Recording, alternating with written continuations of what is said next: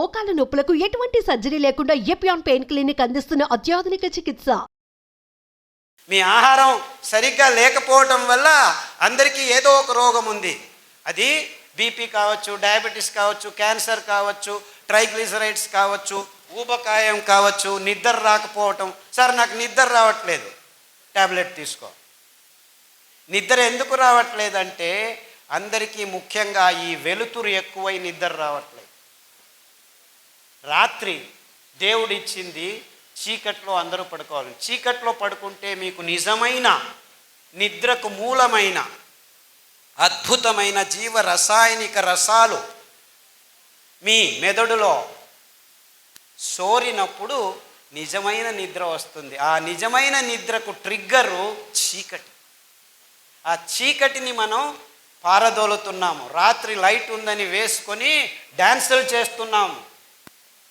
పగలు నిద్రపోతే సరిగ్గా నిద్ర వచ్చినా నిజమైన నిద్రలో మీకేం జరుగుతుందంటే మీ దేహంలో రోగ నిరోధక శక్తి ఉత్పాదనం అవుతుంది. అంటే మీరు అందరూ నిద్రపోతున్నారు కానీ నిజమైన నిద్ర లేదు. ఎందుకంటే మీరు కాఫీలు తాగుతున్నారు, టీలు తాగుతున్నారు, సిగరెట్లు తాగుతున్నారు, ఆల్కహాల్ తాగుతున్నారు, తంబాకు నోట్లో వేసుకుంటున్నారు. ఇవన్నీ దుశ్చటాలు మానవ జాతికి తరతరాలుగా ఈ కంపెనీలు అందజేస్తున్న ఏమిటి ఇది ప్లేట్. ఇంత రాగి ఫలకం మట్టి కుండలో 20 లీటర్ల కిండలో పెడితే ఆ 20 లీటర్లు రాత్రికి రాత్రి మీకు శుద్ధమైపోయి స్ట్రక్చర్డ్ వాటర్ తయారవుతుంది. ఇలా అందులో ఉన్న వైరాణువులు, బ్యాక్టీరియాలు, కల్మషాలు అన్నీ ప్లేట్ మీదకి వచ్చేస్తాయి. నిజంగా మీరు వైరాణుల నుంచి దూరం ఉండాలంటే రాగి ఫలకము సృజించిన నీళ్లు తప్ప ఇంక ఏ నీళ్లు మీకు అవసరం లేదు, ఏ టెక్నాలజీ అవసరం లేదు. మీరు ఆర్ఓ వాటర్ తీసుకొచ్చినా చివరకు మట్టి కుండలో వేసి ఈ ప్లేట్ పెట్టండి, శుద్ధమవుతుంది. ఆ nano particles, plastic nano particles అన్నిటినీ ఇది పీల్చుకునేస్తుంది. అర్థమవుతుందా? అంటే మీరు చేయాల్సింది ఇంతే. అంటే రేపు నుంచి మీరు రాగి ఫలకము, రాగి బిందె, డబ్బులు ఎక్కువ ఉన్నాయంటే రాగి బిందెలు కొనుక్కోండి. 5,000 10,000 అవుతుంది. ఇది 200 రూపాయలు చాలు. మట్టి కుండలో 20 లీటర్ల మట్టి కుండలో వేస్తే చాలు, అద్భుతమైన నీళ్లు తయారవుతాయి. ఆ నీళ్లతో వంటలు వండుకోండి, ఆ నీళ్లతో తాగండి, ఆ నీళ్లతో స్నానం చేయండి. మీకు అద్భుతమైన ఆరోగ్యం 3 వారాల్లోనే తేడా కనిపిస్తుంది. ఈ ప్లాస్టిక్ పాలు తాగనే వద్దండి. పాలు మనకు అవసరం లేదు. అయ్యోయ్యో పాలు పర్వాలేదు, కాఫీ టీలు ఎట్లా ఆపు చేసేది? ఆ కాఫీ పడకుంటే గాడినే మొదలు కాదు పొద్దున లేస్తే. ఎలాగయ్యా బాబు, కాఫీని ఆపమంటున్నావు పోయిపోయి, టీని ఆపమంటున్నావు పోయిపోయి, ఎట్లా ఆపేది? ఆపాలనుకున్నా ఆపలేము. టైం అయితే చాలు కాఫీ కాఫీ కాఫీ. కెఫీన్, ఈ ఆల్కలాయిడ్, నికోటిన్ సిగరెట్టులో, మార్ఫిన్ ఈ డ్రగ్స్లో, చాక్లెట్లో థియోబ్రోమిన్, ఈ ఆల్కలాయిడ్స్ మిమ్మల్ని కావాలి కావాలి కావాలి అని మిమ్మల్ని నిర్వీర్యులని, నిస్తేజులను చేస్తుంది. కాఫీకి మీరు గులాములై పొద్దున్న లేస్తే కాఫీ లేకుంటే ఎవరి చుట్టూ చూడరు, మాట్లాడరు. ఎవరైనా మాట్లాడితే విసుగుతో అటు ఇటు వెళ్ళిపోతూ ఉంటారు. అంటే ఆ కాఫీ పడాలి మీకు. ఇలాంటి దుశ్చటాల నుంచి దూరం ఊరికి చెప్పి కాఫీ తాగొద్దని చెప్పి వెళ్ళిపోతే సరిపోయిందా? ఎలా దూరం చేసుకోవాలి ఈ చటాన్ని అని చెప్పు. కానుగ ఆకు కషాయం తాగండి, చమురు ఆకు కషాయం తాగండి, తిప్పతీగ ఆకు కషాయం తాగండి. 6 వారాల్లో మీకు కాఫీ అవసరం లేదు అనిపిస్తుంది. 6 నెలల్లో డ్రింక్స్ అవసరం లేదు అనిపిస్తుంది. 3 నెలల్లో సిగరెట్ను దూరం చేయొచ్చు. కానుగ ఆకు, నేను ఉత్తర కర్ణాటకలో ఇలాగే ప్రయాణం 4-5 రోజులు చేసేవాడిని, 100 కిలోమీటర్లు.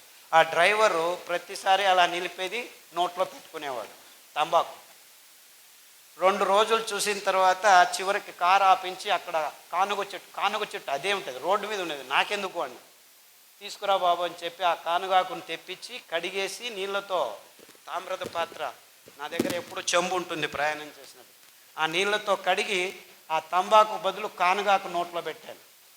2 సార్లు చేస్తే 3వ సారి వాడు తంబాకు బదులు కానుగాకు పెట్టుకుని ఆ రసాన్ని పీలుస్తూ 6 రోజుల్లో తంబాకు నుంచి అప్పుడే వాడికి నోట్లో క్యాన్సర్ వచ్చింది.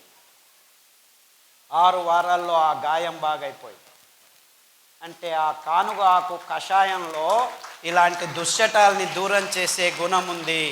అదే రీతి చమురు ఆకు, అదే రీతి తిప్పతీగ ఆకు. సో 1 వారం కానుగ కషాయం, 1 వారం తిప్పతీగ కషాయం, 1 వారం చమురు ఆకు కషాయం మీరు వరుసగా క్రమం తప్పకుండా 9 వారాలు తాగితే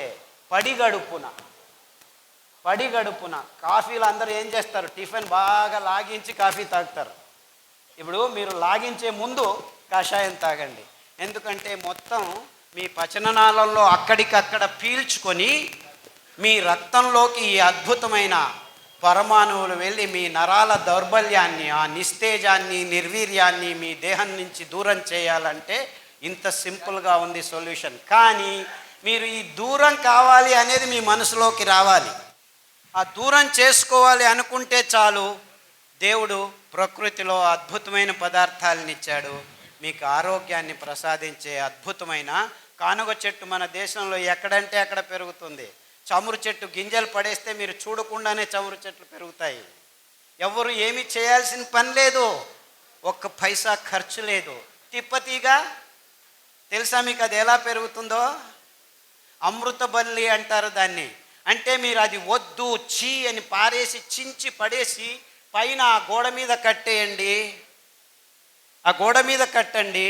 3 వారాల తర్వాత చూడండి, ఇలాంటి భయంకరమైన కాంక్రీట్ ఉన్న రూములో కట్టినా కానీ మీరు ఏమీ చేయకుంటే 3 వారాల్లో అది వేరు వదిలి మెల్లిగా వెళ్ళి మన్నును గర్తించి అక్కడ ఆకు మొదలు పెడుతుంది. అంటే మీరు చంపినా చచ్చింది అనుకున్నా 3 వారాల్లో మళ్ళా జీవాన్ని వస్తుంది. అందుకే దాన్ని అమృత బల్లి అంటారు సంస్కృతంలో. అదే తిప్పతీగ, అది మీకు అమృతంలాగా పనిచేస్తుందన్నమాట. ఆ ఆకు కషాయం అమృత బల్లి. ఈ ఆకుల కషాయాలు మీ దేహంలో నవచైతన్యాన్ని పుట్టిస్తాయి. అలాంటి కోవకు చెందిందే పునర్నవ అని ఇంకొక ఆకు ఉంది. అది తెల్ల గలిజేరు, అటుకు మామిడి ఆకు, ఎర్ర గలిజేరు అని మన వాళ్ళు వైపు ప్రాంతాల్లో పిలుస్తారు.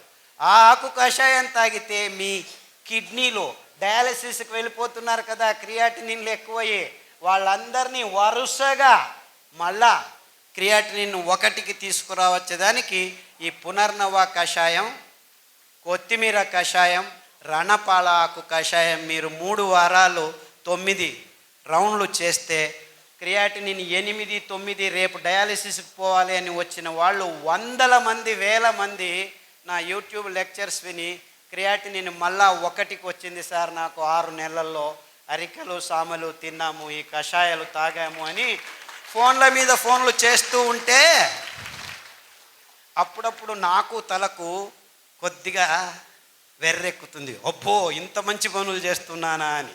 నేనేమీ చేయట్లేదురా పిచ్చోడా, అవి చేసేది ఆ తీగలు, ఆ కషాయాలు, ఆ అరికలు, ఆ సామెలు, వీటన్నిటినీ పుట్టించింది ఆ భగవంతుడు. అద్భుతమైన పదార్థాల్ని ఆయా దేశాల్లో ఆయా జాగాల్లో ఆ నీళ్లకు ఆ మన్నిన రచనకు తగినంత అద్భుతమైన వైవిధ్యమైన పదార్థాల్ని అలా విచ్చలవిడిగా పెంచుతున్నాడు. ఎవరి కోసం?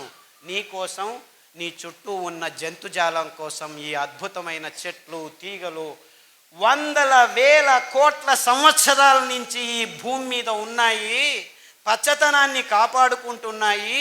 ఈ జీవజాలానికి ఆహారమే కాదు, ఆరోగ్యం తప్పిపోతే, అనారోగ్యం వస్తే దాని నుంచి బయటపడడానికి కావలసిన 1000 శతకోటి రూపాల్లో మందుల్ని తయారు చేసుకుంటూ, అది సింహం కావచ్చు, పులి కావచ్చు, ఎలుక కావచ్చు, లేకపోతే పాము, విషం అనుకునే ఆ పాము కూడాను కావలసిన ఆరోగ్యాన్ని ఇచ్చే అద్భుతమైన ఈ చెట్ల సంపదని మనం కసిగా పని కట్టుకొని, నా దగ్గర టెక్నాలజీ ఉంది, ఒక్కరోజు రాత్రే నేను 1000 ఎకరాల అడవుల్ని నాశనం చేయగలను అని చెప్పి నాశనం చేసి అందులో సోయాబీన్ మొక్కను పెంచి దానికి తోడు మొక్కజొన్నను పెంచి రెండింటినీ కలిపి రసాయనిక ప్రచోదక పదార్థాలని మేళవించి పశుగ్రాసం తయారు చేసి 2 నెలల్లో 2 కేజీలు కోళ్ళ మీద మాంసం పడేస్తాను. అది 2 సంవత్సరాలు ఆగటం ఎందుకు? 3 సంవత్సరాలు 300 కేజీలు పడే పంది మీద 3 నెలల్లోనే 300 కేజీలు వచ్చేట్లు చేస్తాను.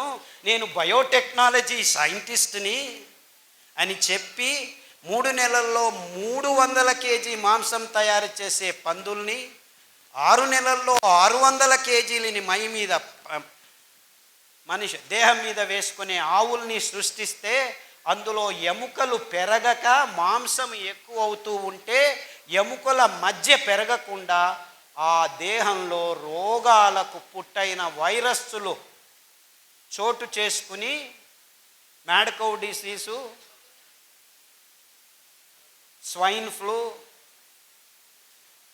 H5N1, కోడి జ్వరము, పక్షి జ్వరం అని వస్తుంటే అవన్నీ మాకేం సంబంధం లేదు. Match the following: swine flu పంది, బర్డ్ ఫ్లూ కోడి, మ్యాడ్ కౌ డిసీజ్ కవ్వు. ఇది చిన్న 1వ తరగతి పిల్లోడికి చెప్తే మ్యాచ్ చేస్తాడు. కానీ మాకేమీ తెలియదు, ఇవన్నీ ఎందుకు వస్తున్నాయో తెలియదు. H5N1, ఓ దాన్ని చంపేయండి. ఓ డెంగ్యూ, దోమలను చంపేయండి. నీఫా, గబిలాలను చంపేయండి. రోగం ఎవరికి వస్తుండేది? మిమ్మల్ని చంపేద్దామా? సో చంపటంలోనే ఉంది మానవ జాతి. తాను చస్తున్నానని గుర్తించలేకలేని దీనస్థితిలో మానవ జాతి ఉంది. నీకొచ్చింది రోగం, నీ రోగ నిరోధక శక్తి లేచిపోయింది ఈ గడిచిన 40 సంవత్సరాల్లో అని ఏ విజ్ఞాని మీకు చెప్పట్లేదు. రండి, గరిక, తులసి, తిప్పతీగ, బిల్వం, వేప, కానుగ, రావి, ఈ 7 కషాయాలని వరుస క్రమంలో 3 రోజులు లేకపోతే 4 రోజులు తాగండి. 28 రోజులు తాగితే వచ్చే 2 సంవత్సరాలు మీకు డెంగ్యూ లేదు, పంగు లేదు, మలేరియా లేదు, ఏమీ లేదు. నీపా, జుంకా, పుంకా, ఇంకా రోగాల పేర్లు పెట్టుకోండి. మీ రోగ నిరోధక శక్తి 28 రోజుల్లో మీ దేహంలో వచ్చి కూర్చుంటే మీరు చికెన్ గున్యా హాస్పిటల్కి వెళ్ళండి, రోగులు వేల మంది ఉన్నది, మీకు చికెన్ గున్యా రాదు. డెంగ్యూ ఉన్న హాస్పిటల్కి వెళ్ళండి, మీకు డెంగ్యూ రాదు. స్వైన్ ఫ్లూ ఉన్న హాస్పిటల్కి వెళ్ళండి, స్వైన్ ఫ్లూ రాదు. గ్యారంటీ. నాది కాదు, తిప్పతీగది, వేప ఆకుది, బిల్వమాకుది, రావి ఆకుది. రావి చెట్టు మీరు కషాయం తాగాల్సిన పని లేదురా వెధవల్లారా. రావి చెట్టు చుట్టూ 21 ప్రదక్షిణలు చేయండి, మీ మానసిక రోగాలు కూడా బాగైపోతాయని పురాణాల్లో ఎప్పుడో రాసి పడేశారు.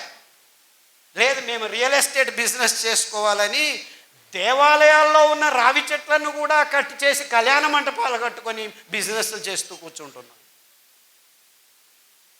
రావి చెట్టు అంటే ఎంత అద్భుతమైన అశ్వత్థమర.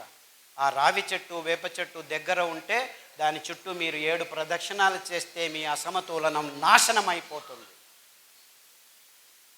సో PCOD ప్రాబ్లము, గర్భకోశ ప్రాబ్లము, స్తనాల్లో ప్రాబ్లము, వీర్యకణాలు లేదు అంటే వెళ్ళండి, ఆ రావి చెట్టు చుట్టూ 21 ప్రదక్షిణాలు చేయండి. 48 రోజుల్లో మీకు సమతులనం వస్తుంది, పీరియడ్స్ సరిపోతాయి, పిల్లలు పుట్టుకుంటే పిల్లలు పుడతారు. 100 మందికి చెప్పాము, 100 మందికి పిల్లలు పుడుతున్నారు.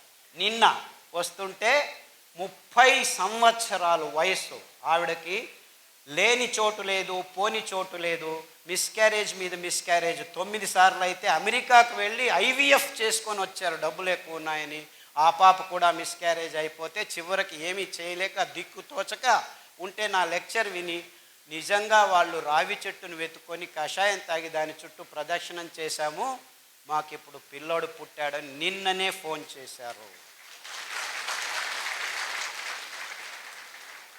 ఇది సైన్సు, IVF సైన్స్ కాదు. ఎందుకంటే కృత్రిమంగా వీర్యకణాల్ని ఎవరిదో ఎక్కడి నుంచో తెచ్చి ఈటేదు వాటేదు అని చేస్తే మీకు వచ్చిన రేషియో 2%. అంటే 100 ఎక్స్పెరిమెంట్లు చేస్తే 3కి అవుతుందంట.